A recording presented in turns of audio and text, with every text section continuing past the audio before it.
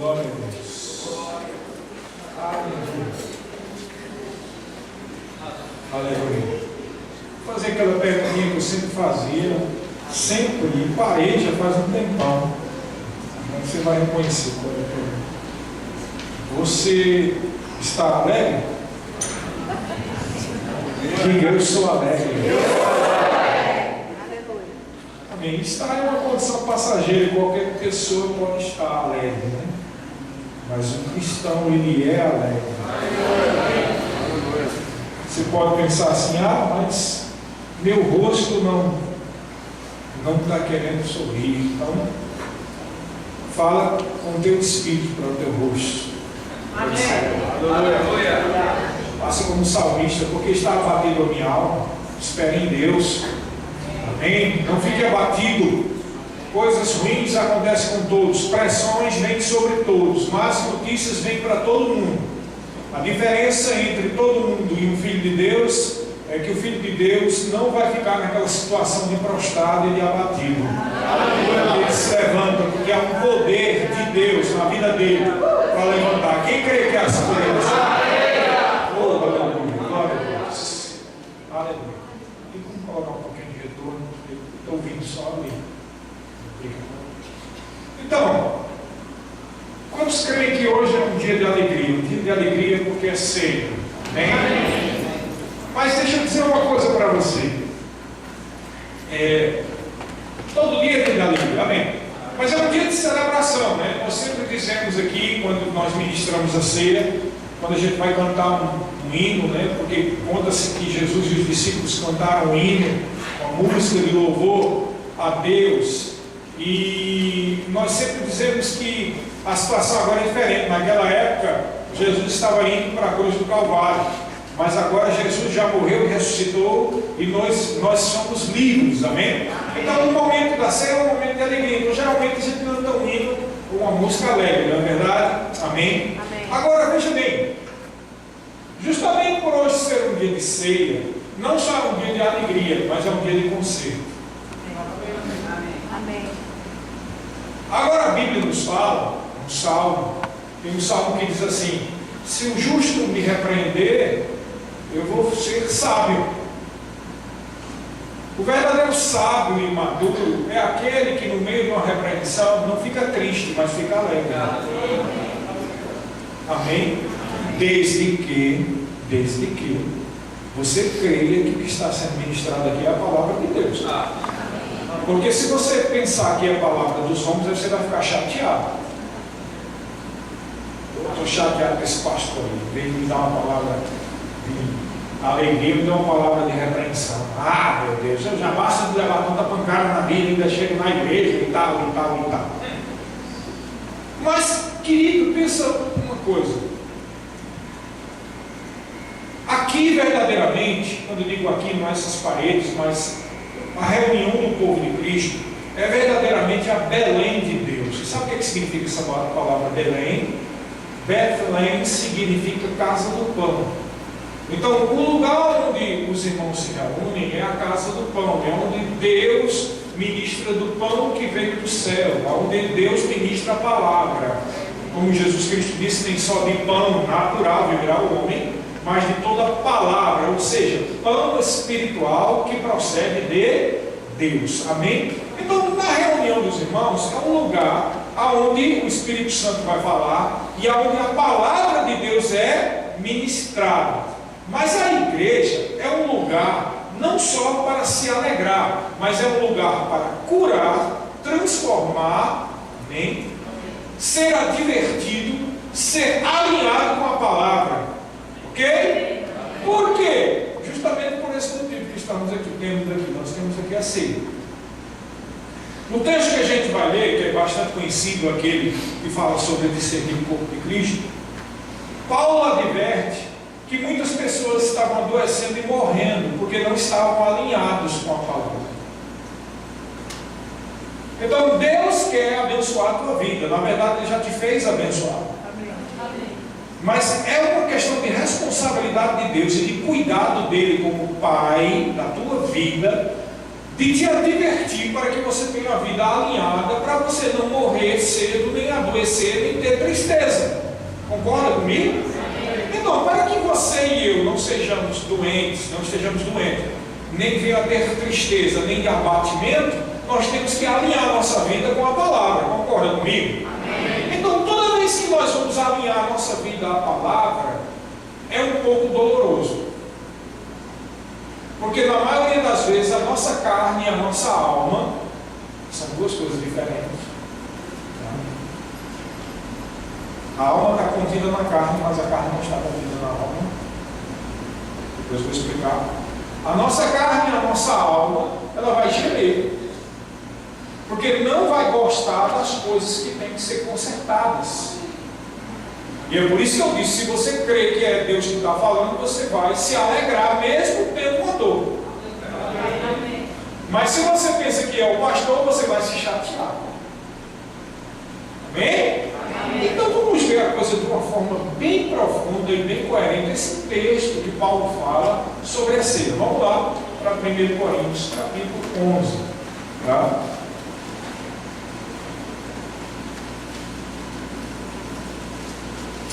A primeira parte do capítulo 11, Paulo fala sobre aquele famoso texto do cabelo da mulher que não pode ser curto, tá? Que muita gente confunde achando que é uma ordem de Deus que as mulheres não cortem o cabelo, e o sentido não é esse. O sentido é uma questão de submissão e autoridade que naquela época era sinal de submissão do cabelo comprido da mulher. Por quê? Por que era sinal de submissão? Porque havia uma coisa chamada véu. E até mesmo os sacerdotes judaicos usavam o véu quando iam ler a Torá, significando que eles estavam submissos à autoridade de Deus. Mas a Bíblia nos mostra que quando nós nascemos de novo, o véu foi retirado. Isso não quer dizer que nós somos insubmissos, mas que a palavra agora não vem de fora, ela está dentro de mim, na minha boca e no meu coração.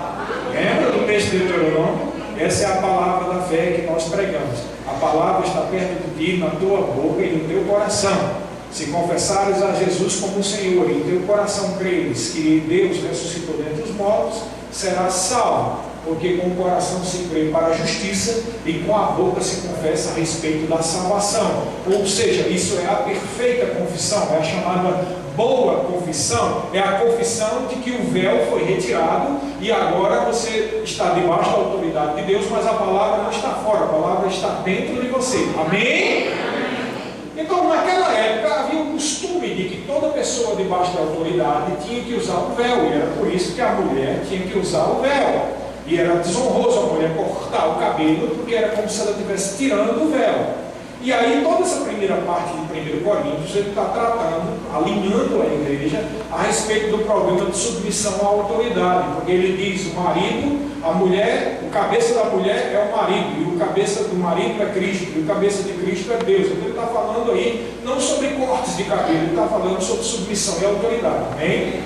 E aqui, olha só, veja que ele está tendo cuidado sobre a vida das pessoas, e em determinado momento ele diz assim, lá no versículo, quando ele vai dizendo essas coisas, no versículo 9 e 10 ele diz assim: porque também o homem não foi criado por causa da mulher, e sim a mulher por causa do homem. E no versículo 10 ele diz assim: portanto deve a mulher, por causa dos anjos, trazer seu véu na cabeça como sinal de autoridade.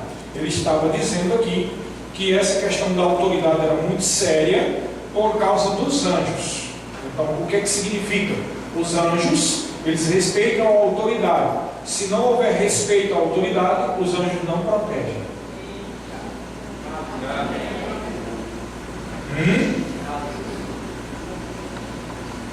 Entendeu? O capítulo 11 é Paulo, pelo Espírito, alinhando a igreja para a igreja não ser amaldiçoada, para a igreja não morrer, não adoecer. E aí, lá adiante, ele vai falando sobre a ceia. Então, a primeira parte ele está falando sobre submissão e autoridade. Diga: submissão e autoridade. É muito sério isso. Falar mal de autoridade é mesmo que está dizendo para os anjos: show, anjo, sai de perto de mim. Porque os anjos não têm a obrigação de proteger família nem ninguém que fala mal de autoridade. Eita. Mas por quê? Como é que funciona isso? Porque por 2 vezes os anjos foram repreendidos por desrespeitar a autoridade. A primeira vez foi quando 1/3 deles se juntaram a Satanás e caíram e se transformaram em demônios.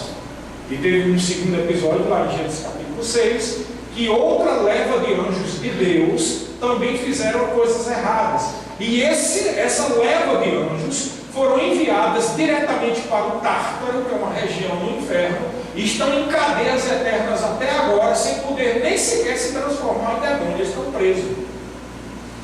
Porque os primeiros tinham o benefício de serem réu primário, mas os segundos não tinham benefício de réu primário. Por causa disso, os anjos tenham maior cuidado com a autoridade. E a Bíblia diz que os anjos, em Hebreus capítulo 1, diz que os anjos são ministros de Deus enviados para auxiliar aqueles que vão herdar a salvação. E lá em Salmo diz que os anjos são labaredas do Senhor enviados com a ordem da palavra de Deus. Então os anjos vão proteger aqueles que respeitam a autoridade e princípio de submissão à autoridade e vão operar a palavra de Deus.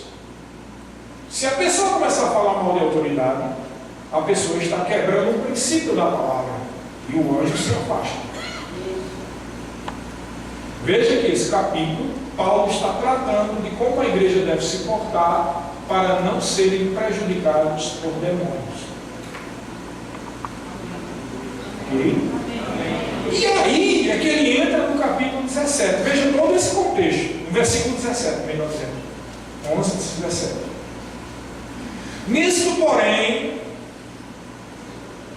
que vos prescrevo, ou seja, o que ele vai falar a partir de agora, eu não vos louvo, porquanto vos ajuntais, não para melhor, e sim para pior. Misericórdia, nem uma barra segura, né? O texto que a gente usa aqui para ministrar a ser o Senhor é um texto de repreensão dura. Ele agora começa a dizer: o que eu vou escrever agora, eu não vou louvar vocês, não. Vocês se julgam para pior em vez de ser para melhor. Aí ele começa a dizer, versículo 18: porque antes de tudo eu estou informado de haver divisões entre vós quando vos reunis na igreja, e eu, em parte, o creio. Porque até mesmo importa que haja partidos entre vós, para que também os aprovados se tornem conhecidos em vosso meio. Você está entendendo o que ele está querendo dizer aqui?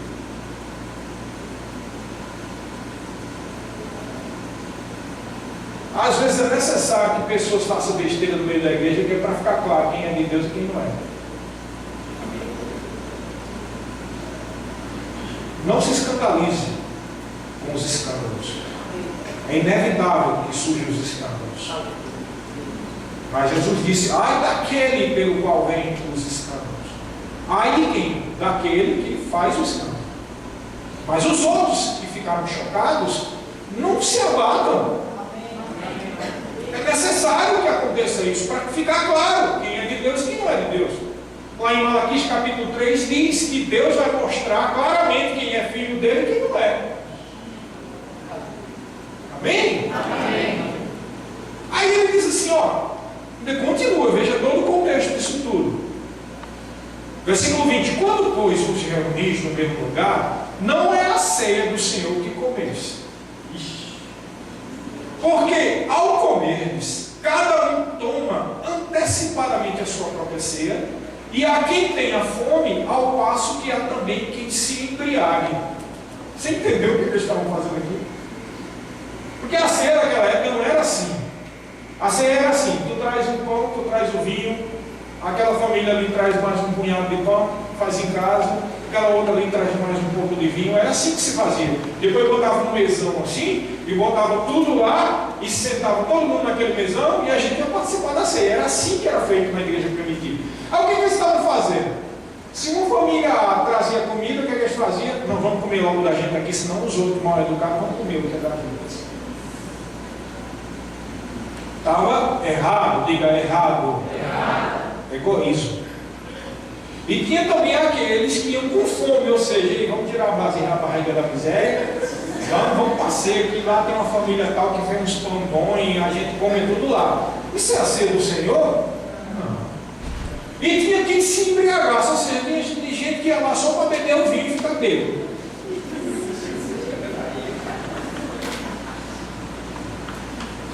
Você está entendendo a situação aqui? Eles não faziam aquilo por comunhão, eles faziam aquilo para ver se tinha um momento de festa, de comes e bebes.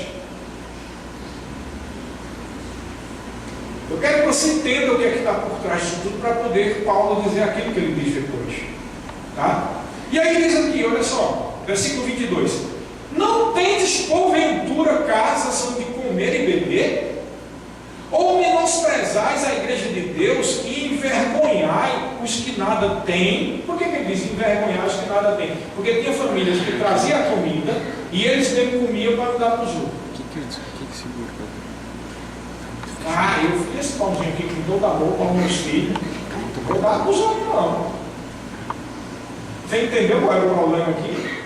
As pessoas davam mais valor ao nome deles, Pereira, Vasconcelos, Oliveira, Neiva, Vanderlei, quem quer que seja, do que ao corpo de Cristo. E aí ele diz assim: vocês estão envergonhando os que nada têm, o que vos direi? Aí ele está dizendo, Paulo está dizendo, o que é que eu vou dizer para vocês?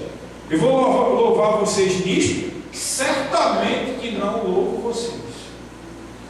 Ou seja, ele está passando, caramba, mão dele.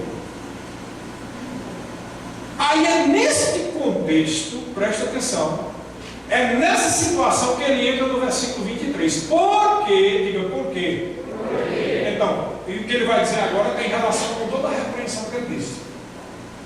Porque eu recebi do Senhor o que também vos entreguei, que o Senhor Jesus, na noite em que foi traído, tomou o pão, e tendo dado graças, o partiu e disse: isso é o meu corpo, que é dado por vós, fazei isto em memória de mim. Por semelhante modo, depois de haver ceado, tomou também o cálice, dizendo: este cálice é a nova aliança no meu sangue, fazei isto todas as vezes que os beberdes em memória de mim. Porque todas as vezes que comerdes este pão e beberdes o cálice, anunciais a morte do Senhor até que ele venha. Aí olha o que diz aqui, ó. Por isso, então ele deu aquela repreensão toda e ele disse: por isso, aquele que comer o pão ou beber o cálice do Senhor indignamente será réu do corpo e do sangue do Senhor. Examine-se, pois, o homem a si mesmo, e assim coma do pão e bebe do cálice, pois quem come e bebe sem discernir o corpo, come e bebe juízo para si. E é aqui que eu quero aprofundar. Ele está dizendo quem come e bebe sem discernir, no original grego, diátricos, que significa observar e ver com clareza e juízo. Daí a palavra discernir. O que ele está dizendo nas palavras, queridos, é o seguinte: quem come e bebe da ceia sem perceber claramente quem faz parte do corpo de Cristo e qual o seu relacionamento com as pessoas que são o corpo de Cristo, essa pessoa, se não percebe isso, ela come e bebe juízo. Você viu o que ele diz antes? Ele está falando de submissão à autoridade. Diga: submissão à autoridade. Submissão à autoridade, veja, perceba comigo, é algo que se tem com relação a outros. É ou não é? Você não tem submissão à autoridade algo baixo desse aqui. Você não tem submissão à autoridade à bateria. Você tem submissão à autoridade com o pastor. Você tem submissão e autoridade com o marido. Você tem submissão e autoridade com o prefeito da cidade. Você tem relação de submissão e autoridade com o seu supervisor do seu trabalho. Você tem relação de submissão e autoridade com o líder do seu departamento. Você tem relação de submissão e autoridade com o seu patrão. Então tem a ver com outras pessoas. Tá? Depois de ele falar sobre a relação de submissão à autoridade, ele fala sobre a mal educação que aquele povo estava tendo, cada um comendo antes dos outros.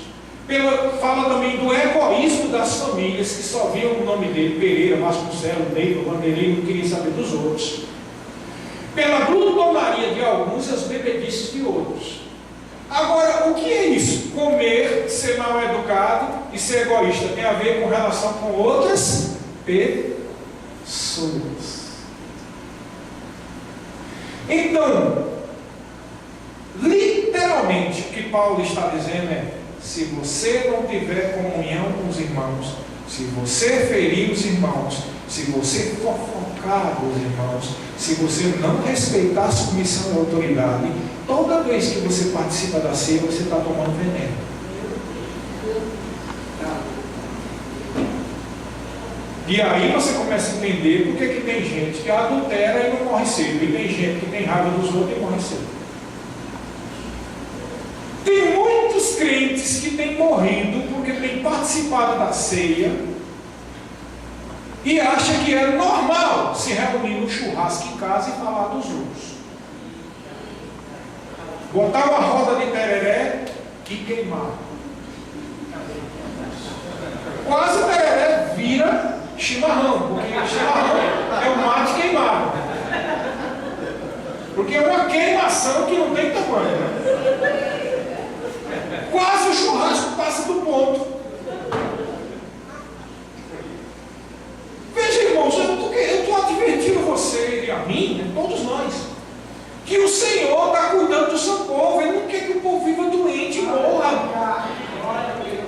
Ele está dizendo, eu vou dizer como Paulo disse algumas vezes: eu rogo-vos, pois, irmãos, pela misericórdia de Deus, que ouçam e penetrem no seu coração a palavra de uma vez por todas, e entendam que falar dos outros gera morte.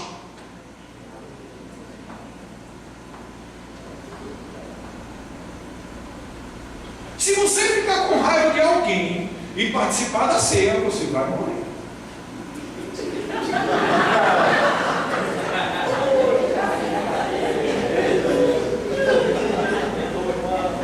Eu conheço casos, eu tenho 30 e tantos anos de crente. Eu conheço casos de gente que vive em pecado. Eu vou te dizer qual é o perigo, preste atenção. Vamos dar um exemplo: o indivíduo A e o indivíduo B.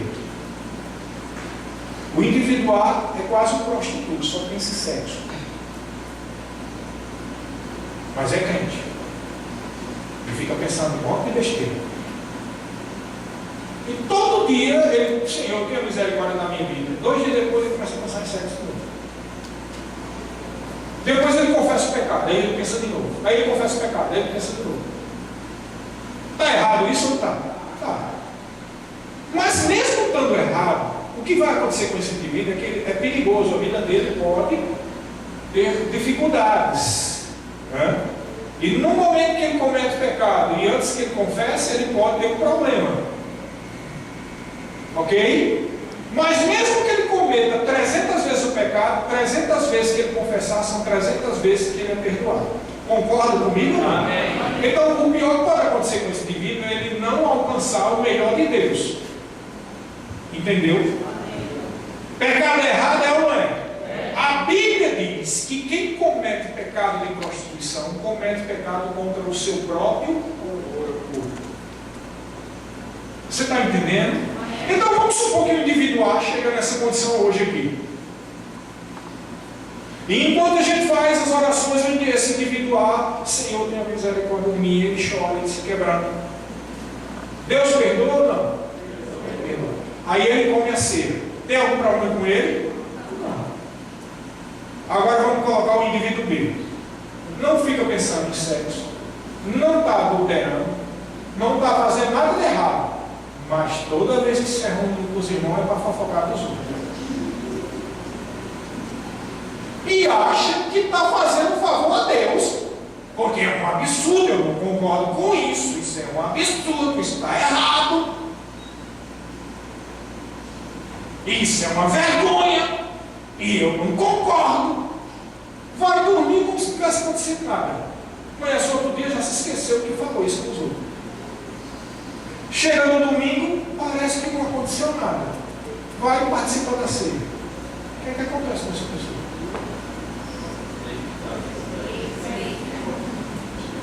Por isso que esse aí, que parece que é o certinho, morre e o outro pecador fica em pé. E as pessoas ficam se perguntando, cadê Deus? Porque o que você guarda no seu coração de pecado, é isso que vai valer para o juízo. Entendeu agora?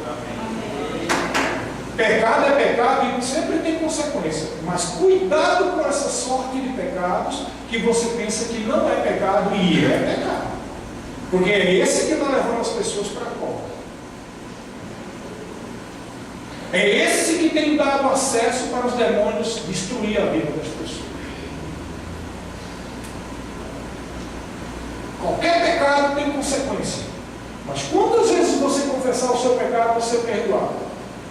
1 João capítulo 1, versículo 9 diz: se confessarmos os nossos pecados, Ele é fiel e justo para perdoar os nossos pecados e nos purificar de toda injustiça. Nesse mesmo capítulo de João, ele diz: se nós, Deus é luz, se nós andamos na luz, nós amamos os irmãos, mantemos comunhão uns com os outros e os pecados são perdoados. Veja a relação. Se nós não temos mantendo comunhão um com o outro, se nós falamos mal dos irmãos, os nossos pecados não são perdoados. E quando a gente participa da ceia, a gente come e bebe juízo. E os bons, todo purão, que não faz nada, morrendo. Porque está tudo por fora, mas por dentro você é tudo caiado. Para falar mal de outras igrejas, para falar mal dos irmãos, para falar mal da família, para falar mal de autoridade, para falar mal de todo mundo. Irmãos, é tempo de se consertar, porque isso certamente pode acabar mal.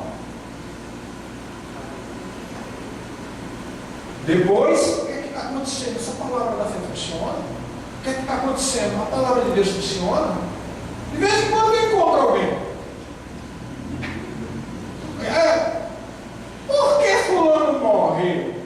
Por que cicrano está doente? E um irmão fulano de tal que era fiel e morreu assim e assado? Você não sabe o que passava no coração das pessoas. Não precisa de muita coisa para matar um crente, não. Basta ficar com mágoa e não perdoar. Às vezes a pessoa é fiel no departamento. A pessoa vem todo culto, mas guarda uma mágoa. Já é candidato para morrer primeiro do que aquele que é prostituta. Você entende a seriedade do corpo de Cristo? Por isso que quem bebe e come sem discernir o corpo, come e bebe juízo para si. Agora, como a gente se diz aqui, hoje é dia de ceia. Não, então vamos fazer o seguinte, já que é tão sério, não vou participar da ceia. Ué, irmãos, onde é que está a confissão de pecados? Hoje não é dia de condenação para ir embora para casa sem comer ceia, não. Hoje é dia de conserto. Hoje é dia da gente se alinhar. Amém? Vamos lá para o Salmo 141. Salmo 141. É como eu disse, o sábio é repreendido e sorri. Vamos dar uma risada aí. Diga, a alegria do Senhor é a minha força. Já se viu uma palavra pura dessa e a gente riu. Por isso mesmo, porque você é sábio, você é maduro. E é Deus cuidando da sua vida e da minha. É o teu Pai, a casa do pão é aqui. Aqui é o lugar do pão que desceu do céu, tem liberdade de ministrar nos nossos corações. Amém? Vamos lá, Salmo 141. No versículo 3. Olha o que o salmista, que não tinha nem o Espírito dentro dele, mas tinha temor a Deus, dizia: põe guarda, Senhor, na minha boca, vigia a porta dos meus lábios, não permitas que o meu coração se incline para o mal, para a prática da perversidade, na companhia de homens que são malfeitores, e iguarias. Olha o 5. Fira-me o justo, e será isso graça. Repreenda-me o justo, e será como óleo para a minha cabeça, a qual não há de rejeitá-lo. Continuarei a orar enquanto os perversos praticam a maldade. Você percebeu o que ele está querendo aqui dizer? Você percebeu? Eu vou traduzir para você. Ele está dizendo, Senhor, eu vou colocar no português coloquial, né? Senhor, põe um guarda, não permite que eu fale, não. Quando eu estiver junto com esse monte de fofocadores aí, eu não vou falar não. Quando o justo me ferir, isso vai ser bom. Quando o justo me repreender, é como o óleo da unção. Porque o justo tem razão de me repreender. E eu não vou aproveitar disso para juntar-se com os malfeitores e fofocar no mal do justo. É isso que ele está dizendo. Eu não vou aproveitar a oportunidade de juntar com os escarnecedores e dizer, é isso mesmo. Tem gente que diz que é crente, mas isso e aquilo outro. E o pecado jaz à tua porta e cumpre a ti dominá-lo. Se fizeres bem, é certo que serás aceito. Mas se conjuntar com a roda dos escarnecedores, o mal vai pegar a tua vida. Está quebrado, tá não, está pincelado na palavra, assim, carimbado com 7 anos. Porque a palavra de Deus é. A palavra de Deus diz isso. Vale para mim, para você, para todo mundo. É melhor a gente cuidar de fechar a boca para não falar besteira. Se é para abrir a boca, irmão, vamos abrir a boca para dizer a palavra. Confissões que vão mudar a sua vida. Amém? Amém? Porque você vai comer do fruto dos teus lábios. Não é isso que está escrito em Provérbios? Do fruto dos lábios você vai comer. Do que sai da sua boca você vai usufruir. Se você falar fofoca, você vai usufruir a consequência da fofoca. Se você falar a palavra, você vai usufruir a palavra. Amém? Amém? Amém? Ah, mas eu acho errado, eu não concordo. Tá, guarda a tua não concordância numa prateleira, porque você não foi instituído como juiz de ninguém. E se, eu vou falar a verdade, se a gente fosse fazer papel de Satanás aqui, todo mundo aqui, botar no papel tudo que você não concorda, você ia juntar uns 3 quilômetros de papel. Porque que tem coisa que a gente não concorda, todo mundo tem coisa que não concorda, ela não é? Tudo. Tem gente que não concorda nem com a cor aqui que foi pintada, nem com a cor. Nada. Eu não concordo com esse símbolo aqui. Acho que isso aí é ostentação. Você para que é isso? Eu nunca vi, tem motivo para criticar tudo. A roupa do pastor, o ar, o perfume, o que está feito na parede. Porque tem gente que gosta, tem gente que não gosta, irmãos. Isso não vai mudar nada na nossa vida. Vamos passar tempo edificando com a palavra. Na verdade, vamos lá para Filipenses. O que Filipenses capítulo 4 diz? Olha só. Também um texto bastante esclarecedor. Presta atenção, irmão. Toda vez que você for ler um texto, faça como a gente está fazendo aqui. Leia todo o contexto para você entender do que ele está falando. Ok? Esse texto de Filipenses capítulo 4, né? Ele diz assim, presta atenção, veja como eu tinha cuidado de Deus com essa questão de comunhão, de paz. Olha só. Versículo 2. Eu rogo a Evódia e rogo a Sintique que pensem concordantemente no Senhor. Agora, 2 mulheres que estavam quebrando o pau, brigando. E aí ele diz no versículo 3. A ti, fiel companheiro de jugo, também peço que as auxilies, pois juntas se esforçaram comigo no Evangelho, também com Clemente, outra pessoa, e com os demais cooperadores meus, cujos nomes se encontram no livro da vida. Aí ele começa a dizer, olha só, alegrai-vos sempre no Senhor. Outra vez eu digo, alegrai-vos. Veja, antes ele está falando de, supostamente, de quebra-pau que havia 2 mulheres. Ele diga fulano e a Beltrano que pense unidade em você, não pode brigar, né? Aí ele diz agora, alegrai-vos no Senhor. Outra vez eu digo, alegrai-vos. Aí ele diz assim, seja a vossa moderação, versículo 5, seja a moderação conhecida de todos os homens, perto está o Senhor. O que é moderação? Diga controle.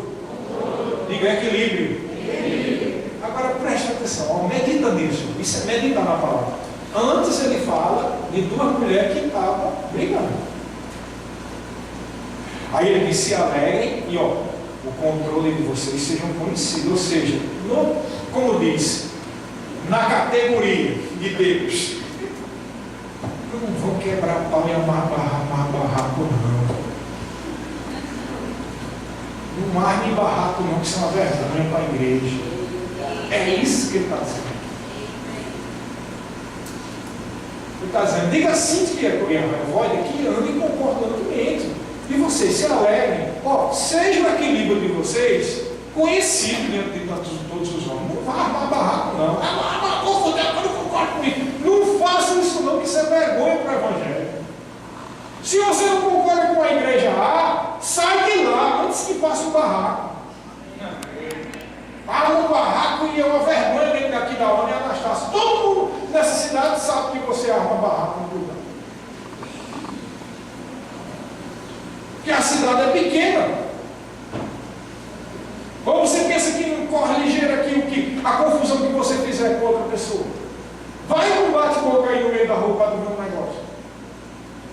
Em 15 dias todo mundo diz: eu vim dizer que o irmão fulano e tal estava brigando com o outro ali na frente. Que vergonha. E é porque é do rema. Que aqui é um negócio sério. Dizem logo que é do rema. Você vai prestar atenção mesmo? Não dizem nem que é do velho da vida, diz que é do rema. Olha como Satanás é astuto. Ele não diz nem a igreja velha da vida. Porque se dizer igreja velha da vida, tem muitas igrejas na cidade. Mas dizer o rema é para dizer: está vendo que aqui não muda nada? E rema não muda. Rema é a palavra. O que muda é você para praticar a palavra. Se você armar um barraco aí, não vai botar a culpa no rema, não. É você mesmo que está armando o barraco. Porque rema não é hipnose. Sempre aquela propaganda: compre batom. Pratica a palavra. Vou praticar a palavra. Não é assim, não funciona, não, irmão. Você tem que praticar do coração. Tem gente que fala como se o rema fosse um compre batom. Não é assim, não. Não é hipnotizando, não. O rema é uma bênção, porque é a palavra pura, no coração e na boca. Mas lembre-se, só vai funcionar se você praticar. Amém. Então ele está dizendo: não arme barraco, não. Seja a moderação de vocês conhecida diante dos homens. E aí ele continua, olha só, veja só o contexto, né?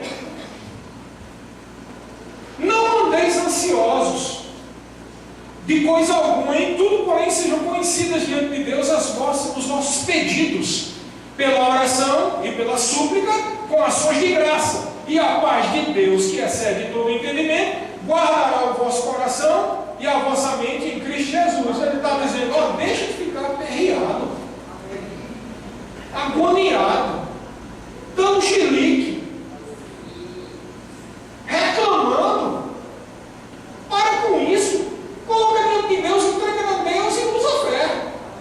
E a paz de Deus, que excede todo entendimento, guardará os vossos corações e as vossas. Porque o chilique é aqui, não é aqui não. Aqui você é um homem e uma mulher espiritual. É aqui que é o problema. É neste contexto, preste atenção, que ele entra aqui no versículo 8 dizendo: finalmente, tudo que é verdadeiro, tudo o que é respeitável, tudo o que é justo, tudo que é puro, tudo que é amável, tudo que é de boa fama, se alguma virtude há, se algum louvor existe, seja isso que ocupe o vosso pensamento. Abrangeu tudo aqui, né? Chilique porque está faltando dinheiro, chilique porque não tem resposta, porque o irmão fulano de tal está doente, chilique porque está com raiva dos outros, né? Tem que ser amável. Raivinha, não concordância, opinião diferente, nada disso edifica a tua vida. Então, só o que é puro, só o que é justo, só o que é amável, só o que é de boa fama, seja isso que ocupe a tua mente. Amém. Por quê? Porque desse jeito, quando você participar da ceia, você não tem problema nenhum. Mas as pessoas vão comer com tanta bobagem, a mente está tão contaminada, com tanta reclamação, com tanta dúvida, com tanto chilique, com tanta não concordância, com tanta reclamação, que acha que isso é normal, porque a vida toda ficou fazendo isso, acho que é normal, não fiz nada, né? Tô limpo, tô puro, eu só não concordo com aqueles erros ali. Aí vem participar da ceia, doença, veneno. Porque você não tem que ficar com essas coisas, não. A Bíblia diz que nós devemos considerar os outros superiores a nós mesmos, irmão. Não importa, entenda, tenha misericórdia das pessoas, porque até mesmo quando alguém faz uma bobagem, você tem que entender a história da vida da pessoa. Nada justifica o pecado, mas o pecado não vem sem uma causa. Entendeu o que eu estou querendo dizer? Se você peca, você vai sofrer consequências do seu pecado. Mas você tem que entender o que está por trás disso tudo. Por isso que você tem que o quê? Perdoar as pessoas. Porque você não é juiz. E aquela mesma pessoa pecou, você pode pecar também. Então tome cuidado da sua vida. Quem está em pé, cuide para que não caia. Porque quando um demônio age na vida de outrem e você julga ele, aquele demônio agora tem documento legal espiritual para agora tentar, não é mais ele, vai tentar você. Sabia disso? Você vê uma pessoa prostituindo ali, isso é absurdo, isso aqui é óbvio. Aí chega, você está sabendo que irmão fulano e tal está ali fazendo coisa? Mas que absurdo, vamos orar, né? Vamos orar. Que orar? Não devia nem ter trazido para o antes. Sabe o que acontece quando a gente faz isso? O demônio de prostituição que está agindo na vida agora vai atacar eu e ele, porque a gente está favorável. Por isso que a Bíblia diz que quem está em pé, cuide para que não caia. O que a gente deve fazer quando a gente tem uma informação como essa? Traz para a liderança daquela pessoa, ou melhor ainda, ora para que aquela pessoa seja liberta daquela situação. Ou vai lá e ajuda a pessoa. Mas não vai falar mal não, porque quando a Bíblia diz é inevitável que venham os escândalos, mas ai daquele pelo qual vem os escândalos, isso não vale só para quem está praticando o escândalo, não, para quem está difamando o escândalo também. Viu? Porque o escândalo só está aparecendo para todo lugar, não é só porque a pessoa fez, não é porque tem quem divulgue, quem faça o marketing. Porque se uma pessoa adultera com o outro e ninguém saber, só eles dois vão pagar. Mas se vem um monte de gente e começa a falar com todo mundo vai pagar. Porque com a maior cara de pau vem na ceia para comer a ceia como se estivesse fazendo nada.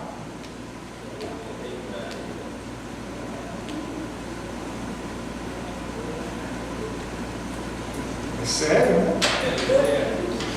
Eu tenho certeza que quase todo mundo aqui, até eu, cometeu esses pecados.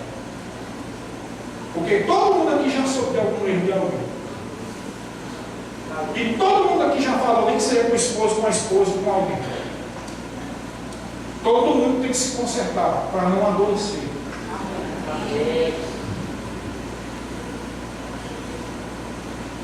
Porque isso aqui não é denominação. Isso aqui é o corpo de Cristo. Nós devemos discernir o corpo de Cristo. Jesus espera encontrar na gente bocas, pés, mãos puros, onde Ele possa usar.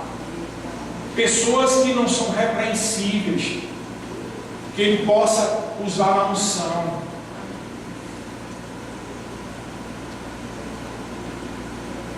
Porque o diabo, o nome dele, diabos, é acusador. E a especialidade do diabo é acusar. E se nós nos envolvemos com essas coisas, nós somos acusados no noite e dia. E a gente perde efeito do corpo de Cristo. A gente fica sem autoridade. A gente fica se sentindo hipócrita. Cara de pau. Queremos usar a palavra da fé para esconder debaixo do tapete os erros do nosso caráter.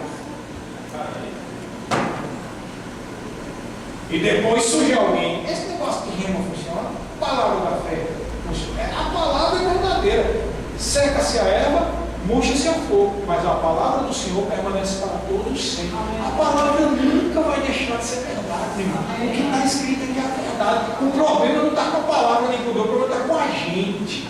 É a gente que tem que se ajeitar.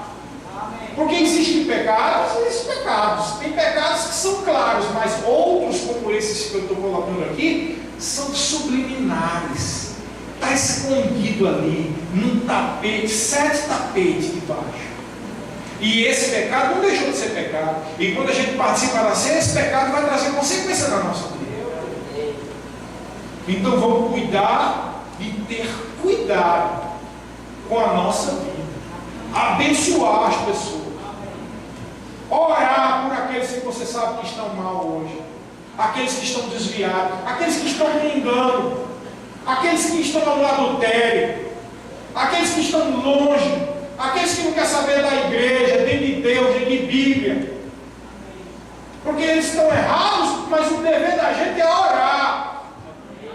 Para que o Espírito Santo bata no coração dele, encontre deles guarida, encontre revelação, eles consigam despertar, sabendo cada um de nós, presta atenção nisso que eu vou dizer, veja como é séria essa questão de comunhão, que às vezes a pessoa volta para o Senhor, mas não consegue mais ter comunhão com você,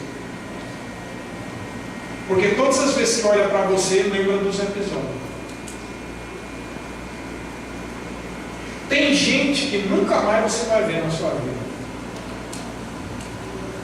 Não é triste isso? Você saber que laços de amizade foram desfeitos, e mesmo que todo mundo volte para o Senhor, ninguém consegue conviver mais. Porque a visão da pessoa lembra tudo. Não é triste isso, pessoal? Isso é lamentável. Isso é uma vitória de Satanás no meio da igreja. Por isso que a gente nunca deve acusar as pessoas.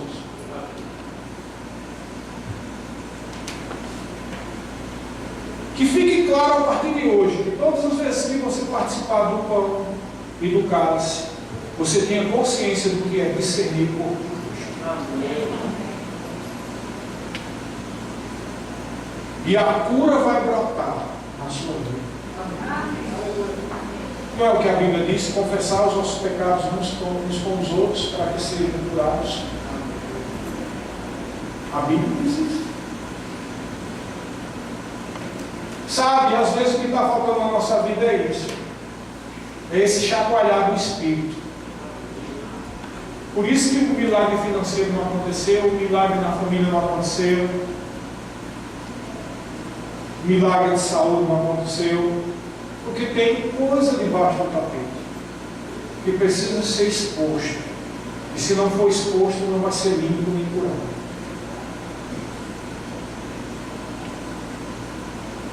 Quantas vezes eu confessei esse pecado? Meu Deus, me perdoa. Eu soube de tal caso, e conversei com fulano. Eu não deveria ter feito isso. Agora é tarde.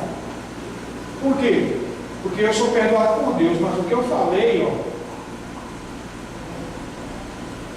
entendeu? Roda. Porque sai da minha boca, quando eu entrego a palavra para outra pessoa, sai da minha boca e vai para outra pessoa. Daquela pessoa vai para outra, daquela vai para outra, daquela vai para outra, e é como um boi para vento, não tem quem segure mais. É um estouro de boiada, ninguém segura. E quanto mais cabeludo o pecado, maior o estouro da boiada. Prestou atenção nisso?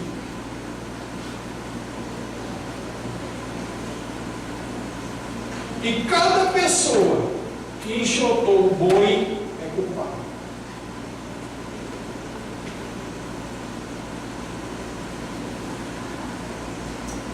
Quantos de nós não fizemos isso e fizemos de conta que não fez nada, escondendo debaixo do tapete? E depois a gente fica reclamando por que as coisas não acontecem. Entendeu?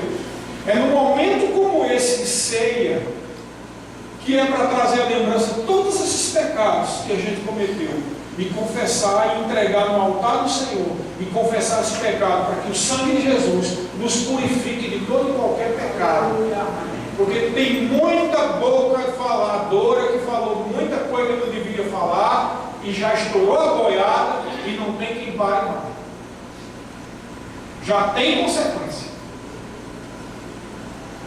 Ou como aconteceu um episódio lá dos profetas do Velho Testamento: morte na panela, morte na panela. Só pela misericórdia de Deus situações serão desenlaçadas. É triste isso, né? É muito triste isso. Mas isso é semelhante àquele caso de alguém que deixa a mulher e vai ter uma relação com um amante. E tem relação com a amante e a amante fica grávida. E tem um filho da amante. E agora se arrepende e quer voltar para a mulher, mas já tem filho. Agora tem responsabilidade sobre o filho. É semelhante a isso aí. Quantos filhos de amante não são produzidos quando você fala mal dos outros? E não tem mais jeito, porque já produziu um filho de amante. E agora a responsabilidade é ser responsável por aquela criança. Então agora nós somos responsáveis por toda e qualquer difamação que a gente semeou, e agora a gente tem que parar isso. Entendeu o que eu estou querendo dizer sobre filho de amante? Você está num lugar e você ouve uma história e você sabe que saiu da sua boca. Abafa aquele negócio.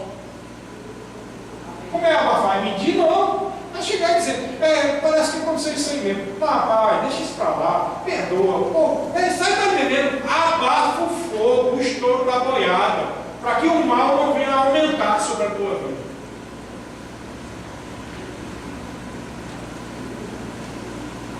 Por isso que é melhor não falar nada de ninguém, deixar quieto. Todo mundo está caladinho. Dói a gente pegar sabe aquelas farpinhas de pau que entra assim? Às vezes entra tanto assim que o único jeito é rasgar o couro todo. Quem já fez isso? Está tão lá dentro que você tem que rasgar para o fundo para poder com a pinça tirar. É exatamente o que está havendo aqui. Tem coisas que estão fofoca que a gente falou há 10 anos atrás, 5 anos. E até hoje a pessoa está mal falada. E você tem que confessar esse pecado a Deus.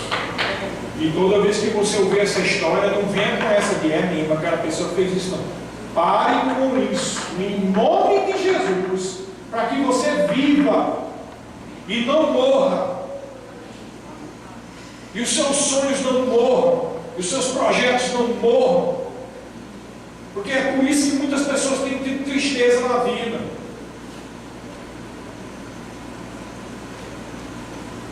E a gente fica com esse problema existencial dentro da gente nas nossas orações. Por que, Pai? Por que isso não acontece? E Deus está mostrando por que não acontece. Hoje é o dia da salvação, hoje é o dia do conserto. Hoje é o dia do chacoalhar de Deus, para que nunca mais, Satanás encontre brecha na nossa vida.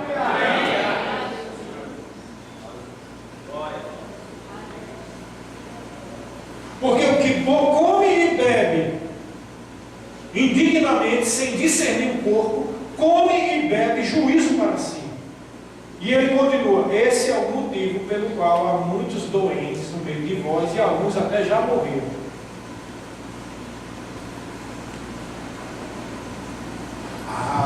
Mas Deus é injusto. Não. Sabe por que não é injusto? Porque não tem como o reino do amor operar como o reino da iniquidade. Não há relação entre o Deus que é bom e que é amor e a iniquidade, fofoca e falatório. Não tem relação, é dois reinos diferentes. É a luz e as trevas. Você está querendo dizer que porque alguém errou, é correto falar mal? Não tem como ter relação. Deus não opera assim. Deus não se junta com 3, 4 anos de lá, olha lá, sabe da nova? Gabriel. Fulano adulterou com Beltrano. E é Miguel. Você acha que é assim que funciona lá?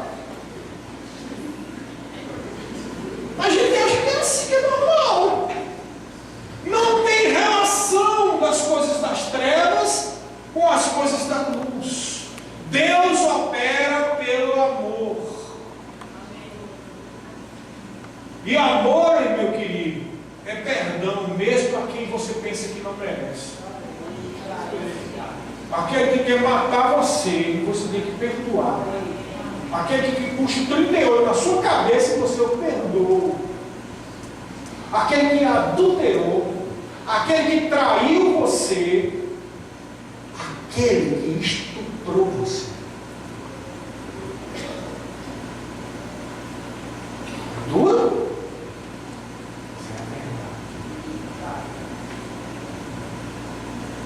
Aquele que xingou de você, aquele que bateu em você, lhe tratou mal e ainda hoje fala mal de você.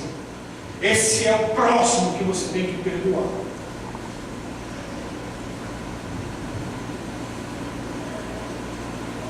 Aquele que te deu prejuízo, que roubou você, aquele que você perdeu seus negócios, perdeu seus projetos, perdeu seu ministério, perdeu tudo por causa dessa pessoa. Você tem que perdoar, porque o reino de Deus funciona com misericórdia, perdão, compaixão e amor. Não funciona de outra forma. Quando você fizer isso, a mão de Deus, que é a unção, vai operar na sua vida. A mão de Deus vai proteger você.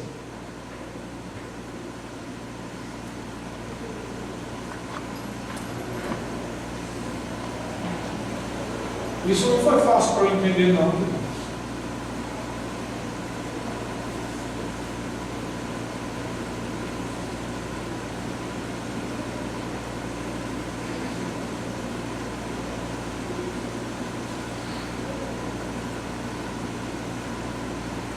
Esse verdadeiramente é um momento para nos selar com Deus.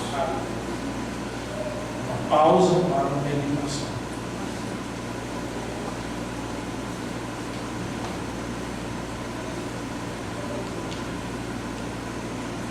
Porque a mente do homem, ela caminha por muitos caminhos. E até usa a palavra para esconder debaixo do tapete os nossos próprios erros. Mas o homem pode fazer planos, mas Deus conhece o coração das pessoas. Lá no seu inconsciente, lá no profundo do seu coração, Deus tem acesso.